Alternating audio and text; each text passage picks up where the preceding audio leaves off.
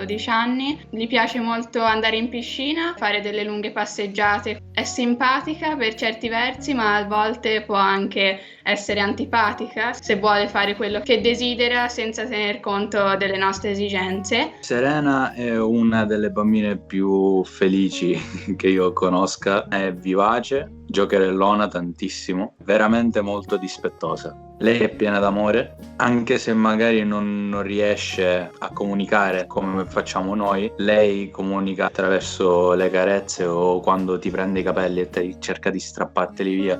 Alessandra con poco sa veramente darti il mondo e trasmetterti il mondo.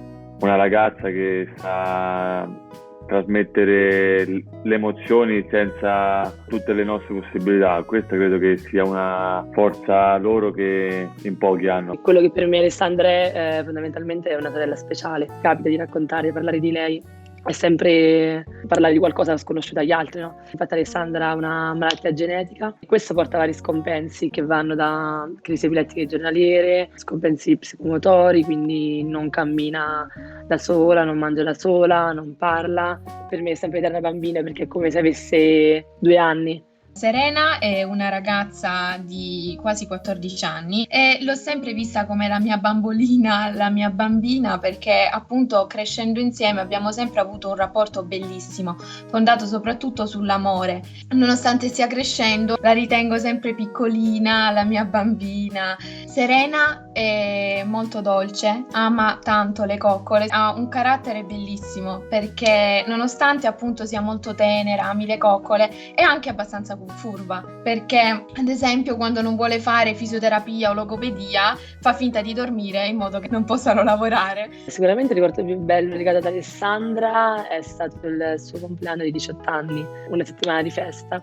Ho visto molti miei amici, ma anche semplicemente conoscenti, che si sono interessati alla causa e poi è stata tutta la festa che abbiamo fatto a scuola di Alessandra, dove c'era tutta la scuola nella palestra e c'è stata tutta una canzone dedicata a lei, tutti i palloncini, una dimostrazione di tantissimo amore e comunque lei era felice, si vedeva proprio nei suoi occhi la serenità e capiva insomma che tutta quella festa era per lei. Andavamo sul bob estivo dove potevamo montare insieme e scendere lungo il pendio della montagna in estate, ci piaceva tanto e lei si divertiva molto con me. Lei lo esternia molto, soprattutto ridendo, e poi batte le mani, sorride e quindi capisci che si sta divertendo. Il ricordo più bello è la sua nascita, quando l'aspettammo a casa e preparammo la stanza con i palloncini e quando arrivò Serena fu per me una gioia immensa perché era arrivata la mia bambolina, era così piccola con quel nasino, quei piedini piccolini, è stata una gioia immensa. I ricordi più belli sono quelli che passiamo al mare l'estate, dove lei è davvero contenta e felice di farsi la sua vacanza al mare, di farsi le sue camminate in spiaggia, di farsi i suoi bagni, di ritornare a casa stanca a dormire. Questi sono, diciamo, secondo me i ricordi più belli che abbiamo, anche se lei tutti quanti i giorni ci regala sempre qualcosa di bello. Il ricordo più bello è stato quando per la prima volta le abbiamo fatto ascoltare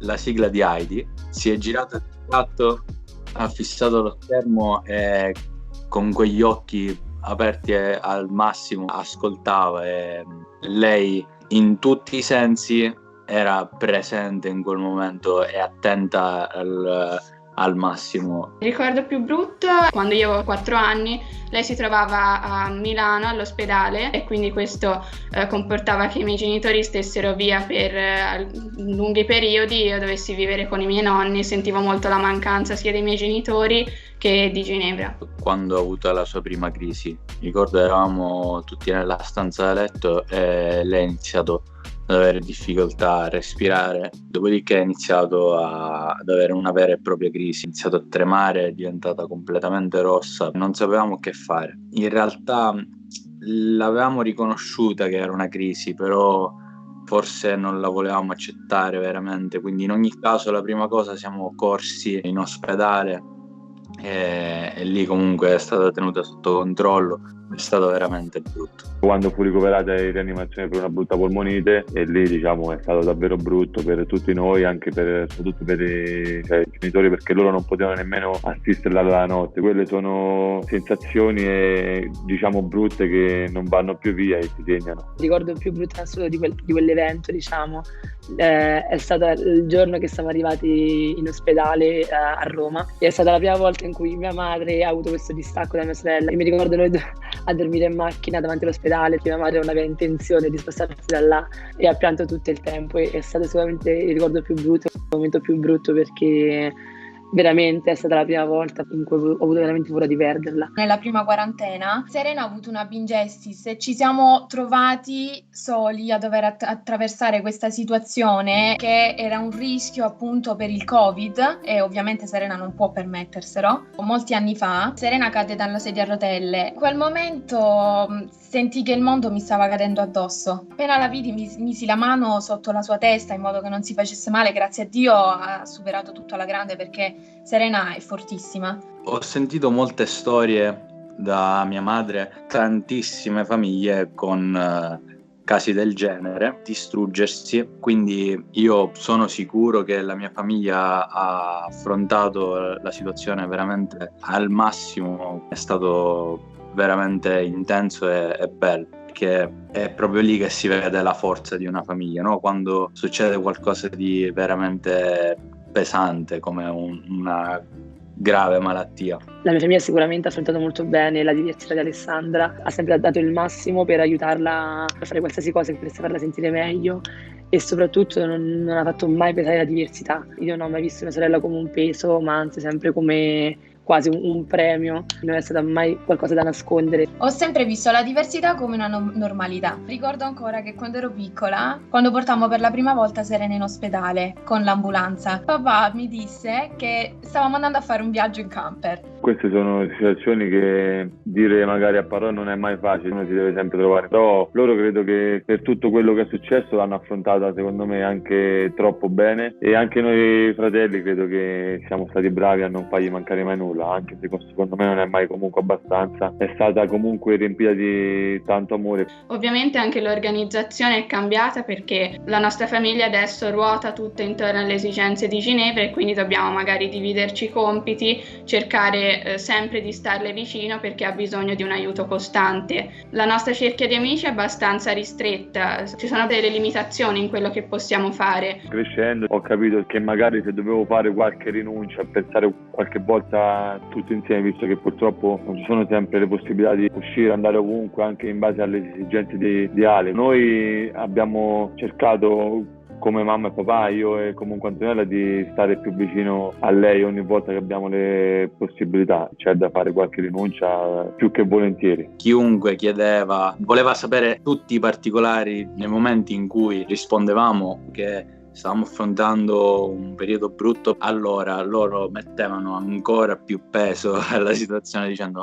che brutto, che tristezza. A un certo punto abbiamo detto ok, diciamo solo va tutto benissimo, e così la risposta è cambiata in bene, allora vi auguro buona fortuna, vi auguro di continuare sempre meglio. Quindi penso che anche con l'esterno abbiamo affrontato la cosa in maniera molto positiva. Mia madre si è sempre impegnata a dare il massimo dell'attenzione a me e mio fratello, nonostante Alessandra, perché sicuramente una persona disabile in famiglia inizia a occupare uno spazio molto grande, perché è normale, i bisogni sono diversi. Ma nonostante quello le attenzioni per noi non sono mai mancate. Io ero piccola quando lei è nata, quindi non mi ricordo molto di quello che succedeva prima. I miei genitori adesso hanno molta attenzione per Ginevra, perché lei è quella che ha bisogno di più attenzioni. Questo a volte mi ha provocato un po' di disagio, perché non capivo bene il motivo per cui lei dovesse avere più attenzioni rispetto a me. Con l'andare degli anni ho capito che in realtà tutte queste attenzioni anche da parte mia gli servivano totalmente. Ho capito che la situazione era più grave di quello che sembrava crescendo. Ho semplicemente preso coscienza che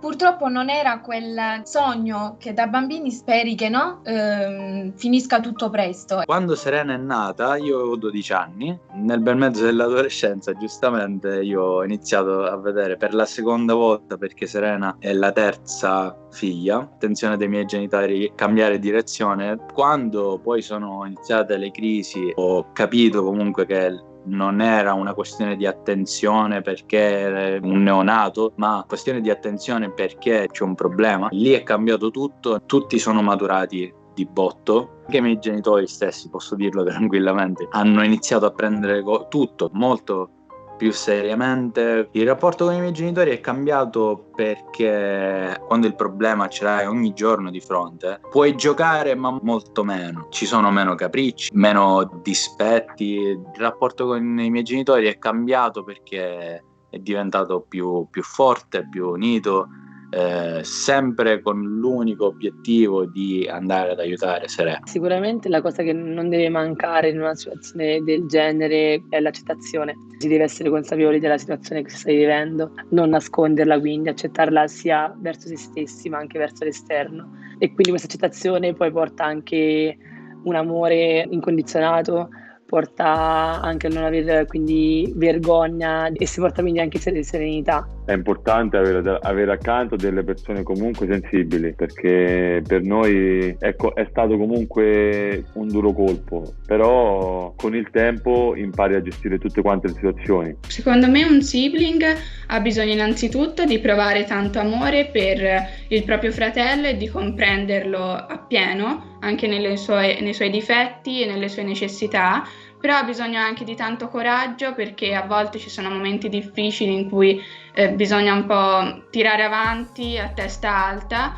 e anche tanta forza che in parte secondo me deriva anche dal modo in cui la propria sorella o fratello disabile va ad affrontare la sua malattia. C'è una cosa che è indispensabile per tutti i siblings. Questa cosa secondo me è la gratitudine di quello che abbiamo piuttosto che la disperazione di quello che non abbiamo. Molte persone si focalizzano sulla malattia, sulle crisi, sui soldi da spendere nei farmaci, il che è tutto vero, e però sempre con in testa il riconoscimento di quello che abbiamo. Una sorella che non può camminare, non può parlare, ma può vedere, può sentire, può fare tante cose che tanti altri bambini non possono neanche pensare. Queste sono esperienze che secondo me ti danno tanto di più, però sicuramente ti fanno crescere esponenzialmente sotto determinati punti di vista e ti fanno crescere secondo me più in fretta rispetto comunque ad altri. Penso che la situazione porti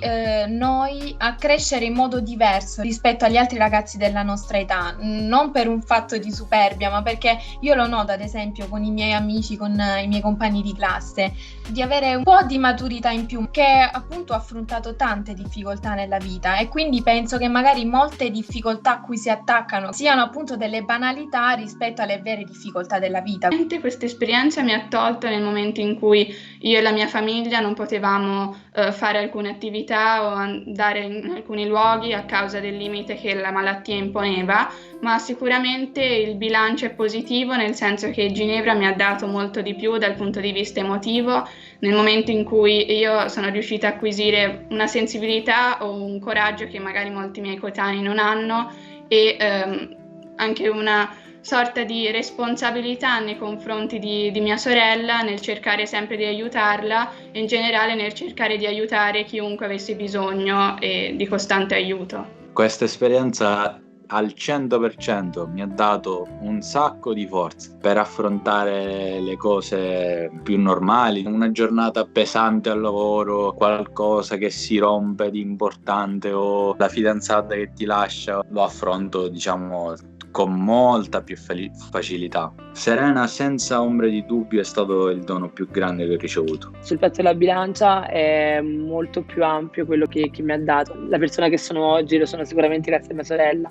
Non penso che senza di lei sarei stata una persona così empatica, così altruista come lo sono oggi. Anche il fatto di essere una persona molto solare lo devo a lei. Nella mia vita ho sempre pensato che dovevo godermi tutto, essere felice anche per Alessandra. Per forza loro hanno un impatto forte nella nostra vita, quindi credo che automaticamente la persona che sono oggi adesso è soprattutto grazie a lei. Il mio carattere è sempre stato molto timido e introverso, però grazie a lei ho acquisito una forza e anche una capacità di relazionarmi agli altri che magari in precedenza non avevo, oltre alla sensibilità che diciamo che si è andata a formare e a solidificare nel corso del tempo. Affrontando le varie difficoltà ovviamente con Serena ci siamo dovuti recare più volte in ospedale. Questo mi ha portato al pensiero di diventare medico, perché è una cosa che mi appassiona ormai. Sinceramente il mio sogno sarebbe quello di diventare una neuropsichiatra infantile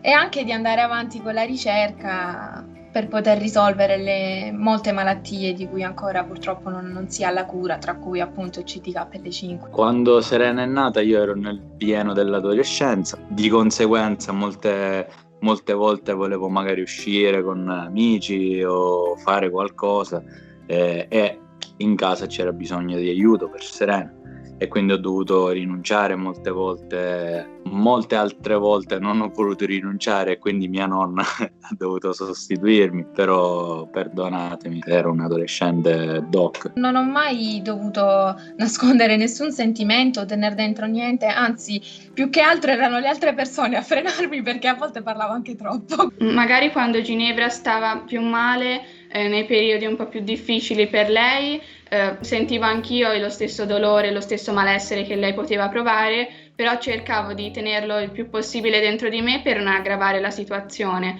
ma in generale sono sempre stata spontanea nei confronti della mia famiglia, ho sempre cercato di esterniare le mie emozioni il più possibile anche per far comprendere la mia situazione ai miei genitori.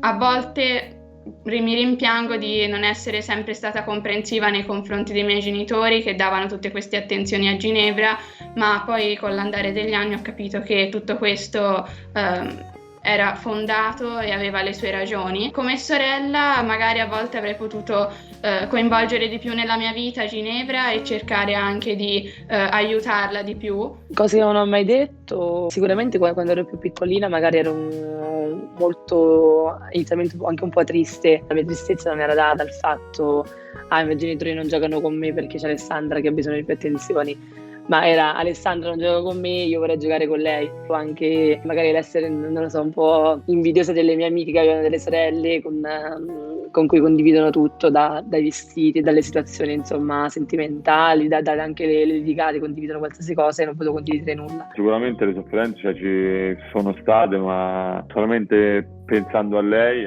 delle volte è normale pensare a cosa poteva essere, quindi però per noi adesso Alessandra comunque sia il nostro amore così. Non sento di non essere all'altezza, non per un fatto di vanto, penso di essere all'altezza, anche noto dei riscontri da parte di Serena, perché anche se non può parlare, purtroppo non può vedere, non può camminare, comunque a modo suo mi dà delle risposte. Molte volte non mi sono sentito all'altezza di affrontare tutto quello che immaginavo avrei dovuto affrontare. Tante altre volte nascondevo questo sentimento per aiutare i miei genitori, mia madre soprattutto con le prime crisi, ogni crisi piangeva un sacco. Anche io volevo piangere litri e litri di lacrime, però cercavo di non farla piangere dicendole che comunque dobbiamo andare nella direzione del positivo, del felice, e quindi nascondevo quei sentimenti che lei esternava. Diciamo che non mi sono proprio mai sentita all'altezza, diciamo, tutt'oggi non mi sento ancora pronta per dire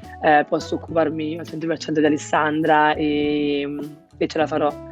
Penso che è difficile sentirsi all'altezza in situazioni del genere, però sono convinta che si tratta solo di una questione di tempo, nel senso so che arriverà il giorno in cui con piacere mi occuperò di mia sorella e sicuramente sarò pronta, ma è tutta una questione anche di tempo, no? La cosa che abbiamo sempre detto che è certa, non scappia nessuno, è che Alessandra comunque non rimarrà mai sola. Per il mio futuro e per quello di Ginevra posso dire che essendo lei mia sorella sarà sempre parte della mia quotidianità e cercherò sempre di stare più vicino possibile alla mia famiglia, ai miei genitori, in particolare a lei, perché so e sono consapevole del costante bisogno che lei ha di aiuto. Nel futuro, quando i miei genitori non saranno in grado di prendersi cura di Serena, o quando non ci saranno più, sicuramente io ci sarò al 100% per mia sorella. Magari, chissà, vivrà con me nella mia stessa casa. Sarebbe veramente una cosa bella, anche perché l'unica cosa che vuole Serena è amore, nient'altro. Adesso, dopo tanti anni, parlare in modo comunque così tranquillo della situazione è facile, però all'inizio comunque la rabbia c'è, come al solito la domanda che tutti si fanno è perché proprio a me, perché proprio a noi. Quindi la rabbia è sicuramente un sentimento che purtroppo all'inizio è inevitabile, però poi è tutto amore. Responsabilità, perché nel corso del tempo io ho imparato ad essere responsabile nei confronti di Ginevra, sempre perché lei ha bisogno di aiuto e di supporto, ma anche nei confronti di me stessa, nel fatto che devo cercare di migliorarmi, di migliorare il mio rapporto con Ginevra e con la mia famiglia costantemente. In parte magari c'è anche un po' di preoccupazione per il futuro, ma l'amore e l'affetto che noi proviamo verso Ginevra ce la fa superare in qualsiasi momento. La rabbia che abbiamo provato tutti quanti, chiedendoci ogni giorno perché è successo, perché in questo modo. Abbiamo provato tantissima rabbia prima di andare a guadagnare la consapevolezza del fatto che è stata semplicemente una fortuna, perché ci insegna e ci ricorda ogni giorno del nostro potenziale. L'esperienza che io e la mia famiglia stiamo vivendo e che abbiamo vissuto dovrebbe essere un'esperienza che tutti dovrebbero vivere, perché avere una persona disabile nella propria famiglia e capire i suoi bisogni e cercare sempre di starle accanto è una crescita personale della propria famiglia e della società in cui si vive. Io spero che Serena riesca a raggiungere i suoi obiettivi e magari a raggiungere i suoi sogni, perché anche se Serena non parla, io credo che lei abbia dei sogni e tra questi penso proprio che ci sia la risoluzione di questa malattia. Né io né mio fratello viviamo vicino a mia sorella, purtroppo, motivi sempre di lavoro, scelte di vita, però nonostante questo comunque il nostro rapporto è veramente speciale e Alessandra comunque lo sente. Sono dei bambini che comunque hanno veramente difficoltà a farsi capire, però nonostante questo il rapporto comunque che si crea tra fratelli è veramente speciale e va oltre ogni barriera della parola, fisica, qualsiasi cosa.